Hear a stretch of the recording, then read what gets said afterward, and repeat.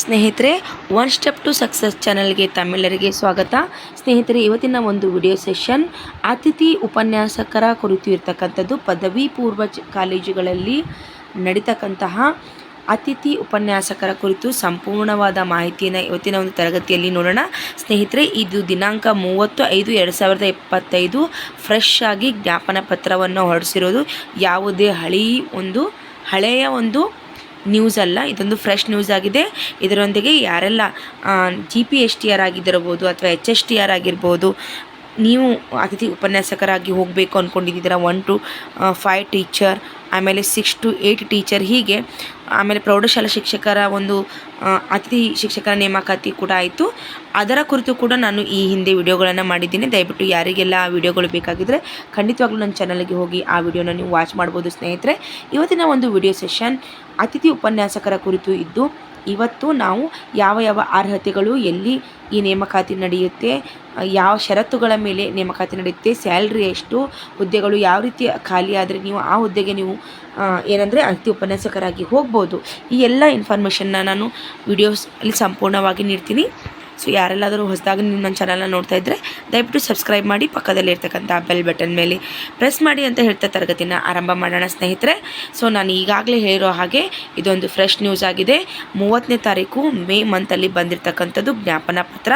2025-26ನೇ ಶೈಕ್ಷಣಿಕ ಸಾಲಿನಲ್ಲಿ ರಾಜ್ಯದ ಸರ್ಕಾರಿ ಪದವಿ ಪೂರ್ವ ಕಾಲೇಜುಗಳಲ್ಲಿ ಖಾಲಿ ಇರುವ ಉಪನ್ಯಾಸಕರ ಹುದ್ದೆಗಳಿಗೆ ಅತಿಥಿ ಉಪನ್ಯಾಸಕರನ್ನು ನೇಮಕಾತಿ ಮಾಡಿಕೊಳ್ಳುವುದರ ಕುರಿತು ಇರತಕ್ಕಂಥ ಒಂದು ಜ್ಞಾಪನ ಪತ್ರ ಇದಾಗಿದೆ. ಸೊ ನಾವು ಸಂಪೂರ್ಣವಾಗಿ ಈ ವಿಡಿಯೋನ ನೋಡೋಕ್ಕಿಂತ ಮುಂಚೆ ನಾನು ಮೇನ್ಲಿ ಹೈಲೈಟೆಡ್ ವಿಚಾರಗಳನ್ನು ಮಾತ್ರ ಹೇಳ್ತಾ ಹೋಗ್ತೀನಿ. ಸಂಪೂರ್ಣವಾಗಿ ಲೆಟರನ್ನು ನಾನು ಆಲ್ರೆಡಿ ಓದಿರೋದ್ರಿಂದ ನಮಗೇನು ಬೇಕು ಅಷ್ಟನ್ನು ಮಾತ್ರ ನಾನು ನಿಮ್ಗೆ ಹೇಳ್ತಾ ಹೋಗ್ತೀನಿ. ಸ್ನೇಹಿತರೆ, 2025-26ನೇ ಸಾಲಿನ ಈ ಅತಿಥಿ ಉಪನ್ಯಾಸಕರ ನೇಮಕಾತಿ ನಡೀತಾ ಇದೆ ಅಲ್ವಾ, ಇದು ಎಷ್ಟು ಹುದ್ದೆಗಳು ಇದೆ ಅಂದರೆ 4689 ಹುದ್ದೆಗಳು ಇದೆ. ಇದು ವೆರಿ ಇಂಪಾರ್ಟೆಂಟ್, ಓಕೆನಾ. 4689 ಹುದ್ದೆಗಳಿದ್ದು, ಜಿಲ್ಲಾವಾರು ಕೂಡ ಯಾವ್ಯಾವ ಡಿಸ್ಟಿಕ್ಕಿಗೆ ಎಷ್ಟೆಷ್ಟು ಹುದ್ದೆಗಳು ಖಾಲಿ ಇದೆ ಅಂತ ನಾನು ಮುಂದೆ ನಿಮಗೆ ತಿಳಿಸ್ತಾ ಹೋಗ್ತೀನಿ. ಇನ್ನು ಸ್ಯಾಲ್ರಿ ನಾವು ನೋಡಿದಾಗ 14,000 ರೂಪಾಯಿ ಸ್ಯಾಲ್ರಿ ಇದಕ್ಕೆ ಇರ್ತಕ್ಕಂಥದ್ದು, ಓಕೆನಾ. 14,000 ಸ್ಯಾಲ್ರಿ ಉಪನ್ಯಾಸಕರ ಹುದ್ದೆಗೆ, ಅತಿಥಿ ಉಪನ್ಯಾಸಕರ ಹುದ್ದೆಗೆ 14,000 ರೂಪಾಯಿ ಸ್ಯಾಲ್ರಿ ಇರ್ತಕ್ಕಂಥದ್ದು. 4,689 ಪೋಸ್ಟ್ಗಳು ಖಾಲಿ ಇರ್ತಕ್ಕಂಥದ್ದು. ಸೊ ಈ ಹುದ್ದೆಯನ್ನು ನೀವು ಎಲ್ಲಿವರೆಗೂ ಮಾಡ್ಬೋದು ಅಂದರೆ ಪರ್ಮನೆಂಟ್ ಟೀಚರ್ 2020ರ ಅಂತ್ಯದವರೆಗೂ ನೀವು ಮಾಡ್ಬೋದು. ಖಾಲಿ ಇದೇನು ಮಾಡ್ಬೋದು ಅಂದರೆ 2025ರಿಂದ 26ರವರೆಗೂ ಅಂದರೆ ಒಂದು ಶೈಕ್ಷಣಿಕ ವರ್ಷದವರೆಗೂ ಮಾಡ್ಬೋದು. ಇದರ ಮಧ್ಯೆ ಏನಾದರೂ ಪರ್ಮನೆಂಟ್ ಲೆಕ್ಚರರ್ಸ್ ಬಂದರೆ ನೀವು ಆ ಹುದ್ದೆಯನ್ನು ಆಟೋಮೆಟಿಕ್ಕಾಗಿ ಏನಾಗುತ್ತೆ ಅಂದರೆ ಆ ಹುದ್ದೆ ಕ್ಲೋಸ್ ಆಗುತ್ತೆ, ಅಲ್ಲೇ ನೀವು ಬಿಡಬೇಕಾಗುತ್ತೆ. CET ಪಾಸ್ ಆಗಿಬಿಟ್ಟು ಯಾರಾದರೂ ಪರ್ಮನೆಂಟ್ ಟೀಚರ್ ಬಂದರೆ ನೀವು ಆ ಹುದ್ದೆ ಅಲ್ಲೇ ನೀವು ಖಾಲಿ ಮಾಡಿ ಬರಬೇಕಾಗುತ್ತೆ. ಸೊ ಇದನ್ನು ನೆನಪಿಟ್ಕೊಳ್ಳಿ. 2025ರಿಂದ 26 ಮಾರ್ಚ್ವರೆಗೂ ಅಂದರೆ ಒಂದು ಅಕಾಡೆಮಿಕ್ ಇಯರ್ವರೆಗೂ ನೀವು ವರ್ಕ್ ಮಾಡಬೇಕು. ಅದರ ಮಧ್ಯೆ ಏನಾದರೂ ಪರ್ಮನೆಂಟ್ ಲೆಕ್ಚರ್ಸ್ ಬಂದರೆ ಆವಾಗ ಕೂಡ ನಿಮ್ಮ ಹುದ್ದೆ ಏನಾಗುತ್ತೆ, ತೆರವಾಗುತ್ತೆ ಅಂತ ಇಲ್ಲಿ ಪಾಯಿಂಟ್ನ ಮೆನ್ಷನ್ ಮಾಡಿದ್ದಾರೆ ಸ್ನೇಹಿತರೆ, ಓಕೆ. ಸೊ ನೆಕ್ಸ್ಟ್ ನೋಡೋದಾದರೆ ನಿಮಗೆ ಯಾವ ಒಂದು ಇದ್ರ ಮೇಲೆ ಬೇಸ್ ಮೇಲೆ ಈ ಒಂದು ಅಥವಾ ಯಾವ ಒಂದು ನಿಧಿ ಮೇಲೆ ನಿಮಗೆ ಸ್ಯಾಲ್ರಿ ಕೊಡ್ತಾರೆ ಅಂದರೆ ಇಲ್ಲಿ ಲೆಕ್ಕ ಶೀರ್ಷಿಕೆ ನಂಬರ್ ಕೊಟ್ಟಿದ್ದಾರೆ. ಈ ಒಂದು ಏನಿದೆ ಫೈಲ್ ಕೊಟ್ಟಿದ್ದಾರಲ್ವ, ಇದರ ಒಂದು ಗೌರವಧನ ಪಾವತಿಗಾಗಿ ಒದಗಿಸುವ ಅನುದಾನ ಭರಿಸುವುದು. ಈ ಒಂದು ಅಡಿಯಲ್ಲಿ ಇದರ ಒಂದು ಫೈಲ್ ಏನು ಬರೆದಿರಲ್ವ, ಈ ಒಂದು ಪಾವತಿ ಒದಗಿಸುವ ಲೆಕ್ಕ ಶೀರ್ಷಿಕೆ ಅಂತ ಕೊಟ್ಟಿದ್ದಾರಲ್ವ, ಇದರ ಅಡಿಯಲ್ಲಿ ನಮಗೆ ಸ್ಯಾಲ್ರಿಯನ್ನು ಅಂದರೆ ಅತಿಥಿ ಉಪನ್ಯಾಸಕರ ಸ್ಯಾಲ್ರಿಯನ್ನು ಮಾಡಲಾಗುತ್ತೆ. ಇನ್ನು ಈ ಅತಿಥಿ ಶಿಕ್ಷಕರ ಲೆಕ್ಚರರ್, ಓಕೆನಾ, ಉಪನ್ಯಾಸಕರ ಒಂದು ನೇಮಕಾತಿಯನ್ನು ಮಾಡಿಕೊಳ್ಳಲು ಯಾವೆಲ್ಲ ಷರತ್ತುಗಳು ಅಥವಾ ನಿಯಮಗಳಿದೆ ಅಂತ ಒಂದೊಂದಾಗಿ ನೋಡ್ತಾ ಹೋಗೋಣ ಸ್ನೇಹಿತರೆ. ಸೊ ಮೊದಲನೇದು ನೋಡಿದ್ರೆ ಉಪನ್ಯಾಸಕರ ನೇಮಕಾತಿ ಕುರಿತು ಇಲಾಖೆಯ ವೃಂದ ನೇಮಕಾತಿ ನಿಯಮಗಳ ಅನುಸಾರ ಅರ್ಹ ಅಭ್ಯರ್ಥಿಗಳು ಮಾತ್ರ ಅತಿಥಿ ಉಪನ್ಯಾಸಕರಾಗಿ ನೇಮ ಮಾಡಿಕೊಳ್ತಕ್ಕಂಥದ್ದು. ಅಂದರೆ ಕೆಲವೊಂದು ನಿಯಮಗಳಿದೆ ಫ್ರೆಂಡ್ಸ್ ಆಲ್ರೆಡಿ.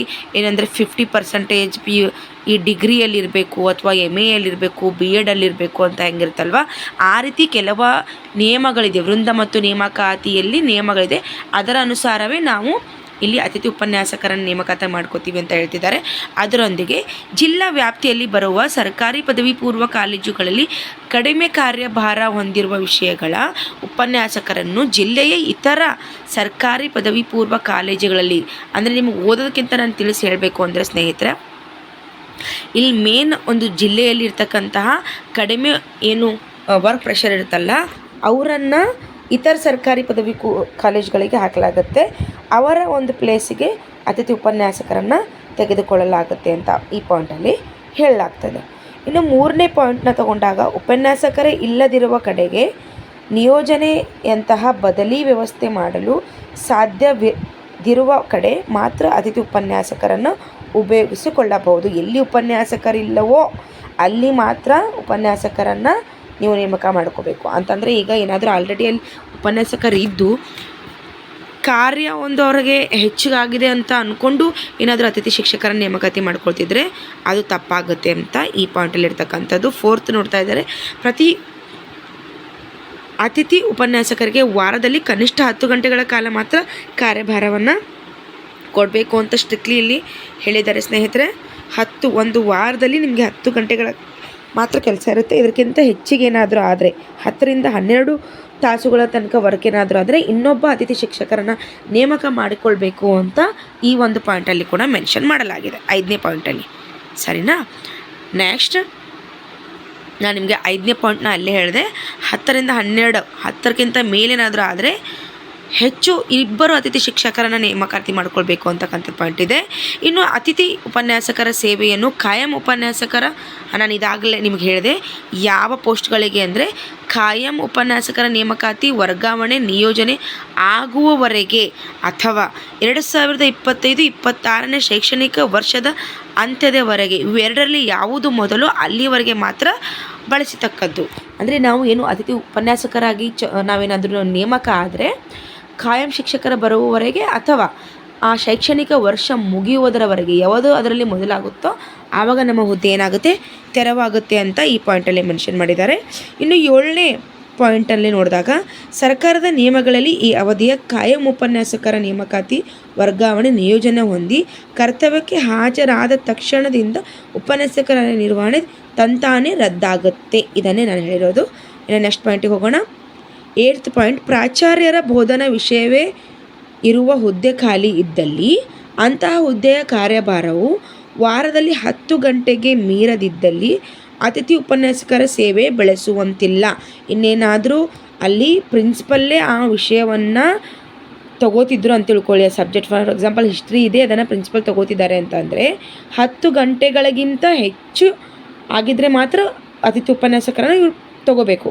ಇನ್ ಕೇಸ್ ಏನಾದರೂ 10 ಗಂಟೆಗಳ ಕಾಲ ಪ್ರಾಚಾರ್ಯರೇ ಆ ಹುದ್ದೆಯನ್ನು ಮಾಡಬಹುದು, 10 ಗಂಟೆಗಳ ಬೋಧನೆ ಮಾಡ್ಬೋದು ಅಂದರೆ ಇಟ್ಸ್ ಓಕೆ, ತೆಗೆದುಕೊಳ್ಳುವ ಅವಶ್ಯಕತೆ ಇಲ್ಲ. 10 ಗಂಟೆಗಿಂತ ಹೆಚ್ಚಾದರೆ ಮಾತ್ರ ಏನು ಮಾಡಬೇಕು, ಇವರು ಅತಿಥಿ ಉಪನ್ಯಾಸಕರನ್ನು ನೇಮಕಾತಿ ಮಾಡ್ಕೋಬೇಕು ಅಂತಕ್ಕಂಥ ಪಾಯಿಂಟ್ ಇದೆ. ಅದಾದಮೇಲೆ ಆಯಾ ವಿಷಯಗಳಲ್ಲಿ ಅತಿಥಿ ಉಪನ್ಯಾಸಕರ ಕಾರ್ಯನಿರ್ವಹಿಸಲು ಒಬ್ಬರಿಗಿಂತ ಹೆಚ್ಚು ವ್ಯಕ್ತಿಗಳ ಮುಂದೆ ಬಂದಲ್ಲಿ ಅಂತಹ ವ್ಯಕ್ತಿಗಳ ಪೈಕಿ ಸ್ನಾತಕೋತ್ತರ ಪದವಿಯಲ್ಲಿ ಹೆಚ್ಚಿನ ಅಂಕ ಪಡೆದವರನ್ನು ಆಯಾ ಕಾಲೇಜಿನ ಪ್ರಾಚಾರ್ಯರು ಹಾಗೂ ಕಾಲೇಜಿನ ಹಿರಿಯ ಉಪನ್ಯಾಸಕರು ಇರುವ ಸಮಿತಿಯ ಮೂಲಕ ಆಯ್ಕೆ ಮಾಡತಕ್ಕದ್ದು. ಇದು ಇಂಪಾರ್ಟೆಂಟಾಗಿ ನೆನ್ಪಿಟ್ಕೊಳ್ಳಿ ಸ್ನೇಹಿತರಿಗೆ, ತುಂಬ ಜನ ಗೊಂದಲ ಇರುತ್ತೆ. ನಾವೇನಾದರೂ 3ರಿಂದ 4 ಜನ ಅಥವಾ 4ರಿಂದ 5 ಜನ ಅಂದರೆ ಒಂದಕ್ಕಿಂತ ಹೆಚ್ಚು ಜನ ಏನಾದರೂ ಆ ಅತಿಥಿ ಶಿಕ್ಷಕರ ನೇಮಕಾತಿಗೆ ಅರ್ಜಿಯನ್ನು ಸಲ್ಲಿಸಿದರೆ ಅದರಲ್ಲಿ ಮೆರಿಟ್ ಮೇಲೆ ಅವರು ಅಂದರೆ ಯಾವ ಒಂದು ಡಿಗ್ರಿಯಲ್ಲಿ ಸ್ನಾತಕೋತ್ತರ ಪದವಿ ಅಂತ ಕೊಟ್ಟಿದ್ದಾರೆ, ಮಾಸ್ಟರ್ ಡಿಗ್ರಿಯಲ್ಲಿ ಯಾರು ಅತಿ ಹೆಚ್ಚು ಅಂಕಗಳನ್ನು ಪಡೆದುಕೊಂಡಿದ್ದಾರೋ ಅನ್ನೋದನ್ನು ಪ್ರಾಂಶುಪಾಲರು ಮತ್ತು ಇತರ ಉಪನ್ಯಾಸಕರು ಚರ್ಚೆ ಮಾಡಿ ಆ ಒಂದು ಹುದ್ದೆಗೆ ನೇಮಕಾತಿ ಮಾಡ್ಕೋಬೇಕು ಅಂತ ಈ ಪಾಯಿಂಟನ್ನು ಕೂಡ ಇಲ್ಲಿ ಮೆನ್ಷನ್ ಮಾಡಿದ್ದಾರೆ. ಇನ್ನು 10ನೇ ಪಾಯಿಂಟ್ ಆಲ್ರೆಡಿ ನಾನು ನಿಮ್ಗೆ ಹೇಳ್ತೀನಿ, ಎಲ್ಲಿಂದ ನಮಗೆ ಗೌರವಧನ ಸಿಗುತ್ತೆ ಅಂದರೆ ಈ ಲೆಕ್ಕ ಶೀರ್ಷಿಕೆ ಇಲ್ಲಿಂದ ನಮಗೆ ಸಿಗುತ್ತೆ ಅಂತ ಹೇಳಿದೆ. ಸೊ ಇದನ್ನು ನಾವು ರಿಪೀಟ್ ಮಾಡೋದು ಬೇಡ. ನೆಕ್ಸ್ಟ್ ಹೋಗೋಣ. ಇನ್ನು 11ನೇ ಪಾಯಿಂಟ್ ಏನಿದೆ ಅಂದರೆ ಆಯಾ ಶೈಕ್ಷಣಿಕ ವರ್ಷಗಳಲ್ಲಿ ಬಿಡುಗಡೆಯಾದ ಅತಿಥಿ ಉಪನ್ಯಾಸಕರ ಗೌರವ ಸಂಭಾವನೆಯನ್ನು ಆಯಾ ಆರ್ಥಿಕ ವರ್ಷದೊಳಗೆ ಸೆಳೆಯುವಂತೆ ಸೂಚಿಸಿದೆ. ಯಾವಾಗ ಅತಿಥಿ ಶಿಕ್ಷಕರ ಒಂದು ಗೌರವಧನ ಬಿಡುಗಡೆ ಮಾಡಿರ್ತಾರೋ ಆ ವರ್ಷದೊಳಗೆ ಅದನ್ನು ಮುಗಿಸ್ಬಿಡಿ ಅಂತ ಎಲ್ಲಿ ಹೇಳ್ತಾ ಇದ್ದಾರೆ. ಆಯಾ ಆರ್ಥಿಕ ವರ್ಷದಲ್ಲಿ ಸೆಳೆಯದೆ ಅನುದಾನ ವ್ಯಾಪಕವಾಗಿ ಮುಂದಿನ ಆರ್ಥಿಕ ವರ್ಷದಲ್ಲಿ ಹೆಚ್ಚುವರಿ ಅನುದಾನ ಕೋರಲು ಅವಕಾಶವಿರುವುದಿಲ್ಲ.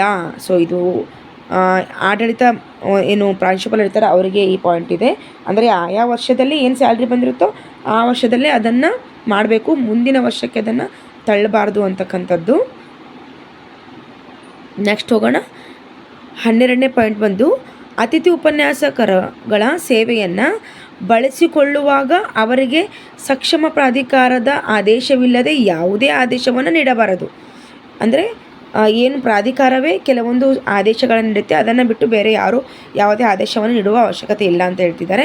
ಇದರ ಹೆಸರುಗಳನ್ನು ಕಾಯಂ ಸಿಬ್ಬಂದಿಯ ಹಾಜರಾತಿಯಲ್ಲಿ ನಮೂದಿಸಬಾರದು. ಸ್ನೇಹಿತರೆ, ಏನು ಅವರು ಕಾಯಂ ಲೆಕ್ಚರರ್ಸ್ ಇರ್ತಾರಲ್ವ ಅವರ ಒಂದು ಹಾಜರಾತಿ ರಿಜಿಸ್ಟರ್ ಇರುತ್ತಲ್ವ ಅದರಲ್ಲಿ ಇವರನ್ನು ಮೆನ್ಷನ್ ಮಾಡಬಾರ್ದು ಅಂತ ಕೊಟ್ಟಿದ್ದಾರೆ. ಈ ಅವಶ್ಯಕತೆ ಎಲ್ಲ ನಿಮಗೆ ತಿಳ್ಕೊಳ್ಳೋದು.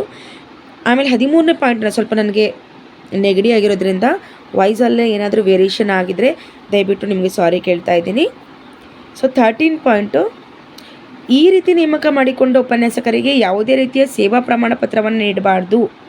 ಓಕೆನಾ, ಇದನ್ನು ಕೂಡ ಮೆನ್ಷನ್ ಮಾಡಿದ್ದಾರೆ. ಇವರಿಗೆ ಏನಂದರೆ ಕಾಯಂ ಶಿಕ್ಷಕರ ಹಾಜರಾತಿಯಲ್ಲಿ ನೇಮ್ ಸೇರಿಸಬಾರ್ದು ಅಂತ ಹೇಳಿದ್ದಾರೆ. ಅದರೊಂದಿಗೆ ಇವರಿಗೆ ಸೇವಾ ಪ್ರಮಾಣ ಪತ್ರವನ್ನು ನೀಡಬಾರ್ದು ಅಂತ ಹೇಳಿದ್ದಾರೆ. ಪ್ರಾಚಾರ್ಯರೇ ಒಂದು ಹಾಜರಾತಿ ಪುಸ್ತಕವನ್ನು ಮೇಂಟೈನ್ ಮಾಡಬೇಕು ಅಂತಕ್ಕಂಥ ಪಾಯಿಂಟನ್ನು ಸೇರಿಸಿದ್ದಾರೆ. ಇನ್ನು ನೆಕ್ಸ್ಟ್ 14ನೇ ವಿಚಾರನ ನೋಡೋಣ, ಆಮೇಲೆ 15 ಹೋಗೋಣ.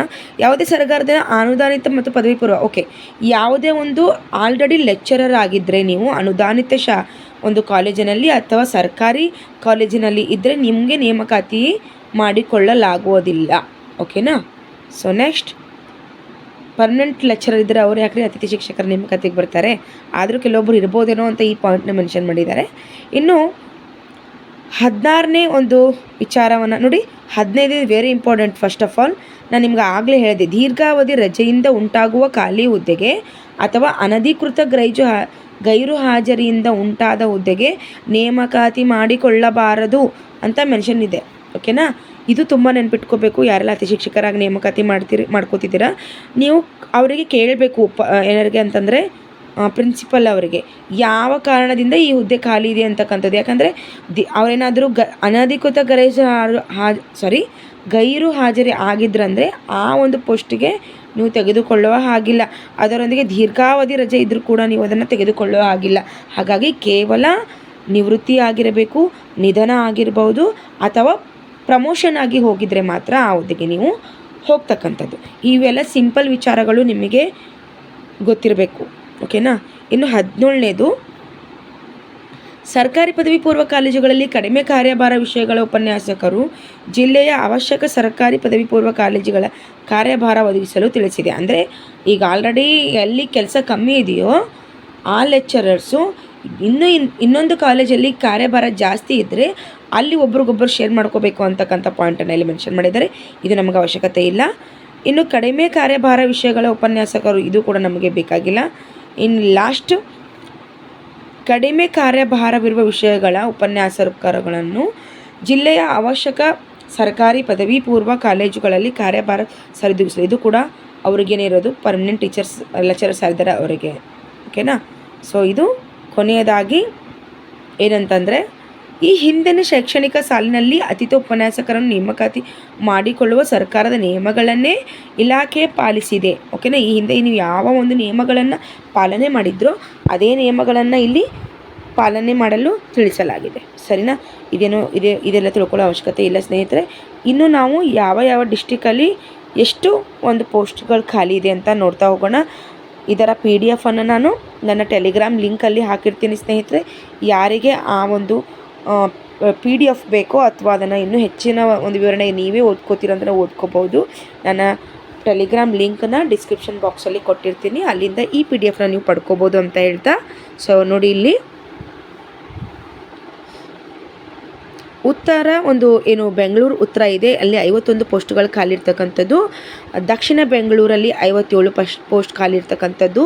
ಬೆಂಗಳೂರು ಗ್ರಾಮಾಂತರ 65, ರಾಮನಗರ 100, ಬಳ್ಳಾರಿ 185 ಪೋಸ್ಟ್ಗಳು ಖಾಲಿ ಇರ್ತಕ್ಕಂಥದ್ದು. ಚಿಕ್ಕೋಡಿಯಲ್ಲಿ 165 ಪೋಸ್ಟ್ಗಳು ಖಾಲಿ ಇರ್ತಕ್ಕಂಥದ್ದು.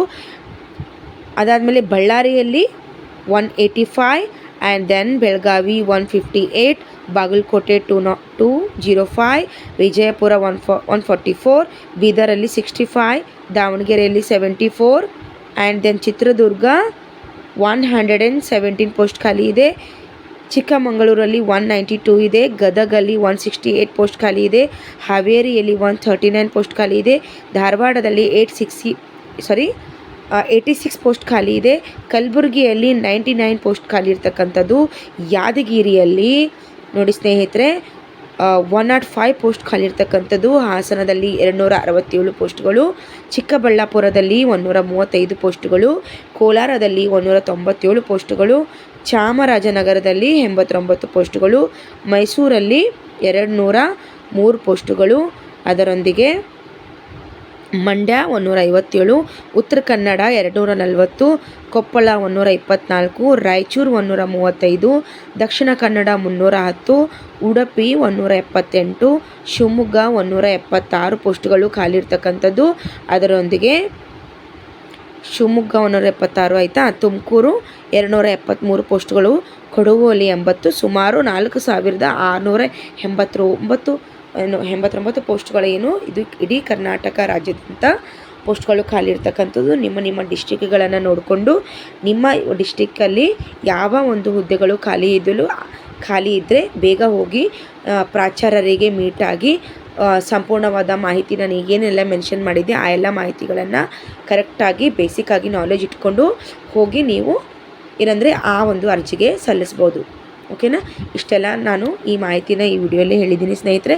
ಯಾರಿಗೆಲ್ಲ ನನ್ನ ಮಾಹಿತಿ ಇಷ್ಟ ಆಗಿದೆ ಅಂದರೆ ದಯವಿಟ್ಟು ಲೈಕ್ ಮಾಡಿ. ಯಾರಿಗೆ ಅವಶ್ಯಕತೆ ಇದೆಯೋ ಅವ್ರಿಗೆ ಶೇರ್ ಮಾಡಿ. Thank you so much watching this video.